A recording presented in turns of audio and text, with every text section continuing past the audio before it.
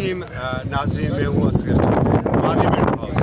ناظرین، برادر اسلامی ملک ترکی کے پریزیڈنٹ نے ہمارے پارلیمنٹ کے جوائنٹ سیشن سے خطاب کیا ہے۔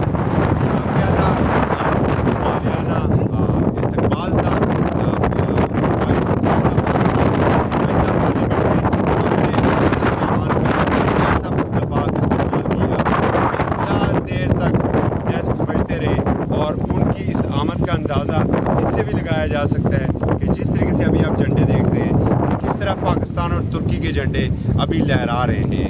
اسی حب سے، اسی محبت سے پاکستان 22 کروڑ عوام کی نمائندہ پارلیمنٹ نے انہیں ویلکم کیا پارلیمنٹ کے اندر، اور جب انہوں نے اپنا خطاب کیا تو ان کا خطاب بھی کسی ایک نئی تاریخ رقم کرنے سے کم نہیں تھا۔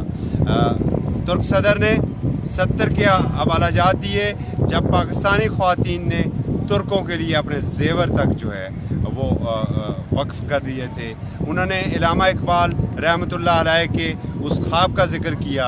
انہوں نے ترک خلافت جب ختم ہوئی اور اس کے بعد جو صورتحال بنی ترکی کے لیے، اس وقت کس طرح بر صغیر پاک و ہند کے جو مسلمان تھے وہ کس طرح ترکی کے ساتھ کھڑے ہوئے، انہوں نے ان کے حوالہ جات دیے۔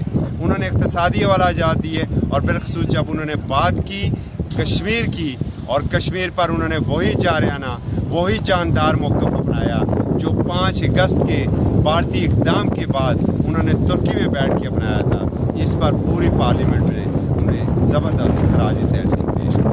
ناظرین، آج ایک بڑی دلچسپ بات ہوئی پارلیمنٹ کو۔ ہم بھی گزشتہ 12-15 سالوں سے اس پارلیمنٹ کو کور کر رہے ہیں، 2002 سے بلکہ 18 سالوں سے ہم اس پارلیمنٹ کو کور کر رہے ہیں۔ بہت سے غیر ملکی سربراہان مملکت بھی انہوں نے اس جوائنٹ سیشن سے خطاب کیا، مگر آج فرسٹ ٹائم ایسا ہوا کہ پارلیمانی پریس گیلری میں عجیب چیز دیکھنے میں آئی کہ جب ترک صدر داخل ہوئے ایوان میں تو غیر ارادی طور پر پریس گیلری ساری کی ساری کھڑی ہو گئی۔ کوئی ایسا صحافی نہیں تھا کہ جو اپنی نشست پر بیٹھا ہوا تھا۔ یہ پاکستانی جرنلسٹ کی طرف سے ترک صدر کو زبردست خراج تحسین۔ اجازت دیجیے، اللہ حافظ۔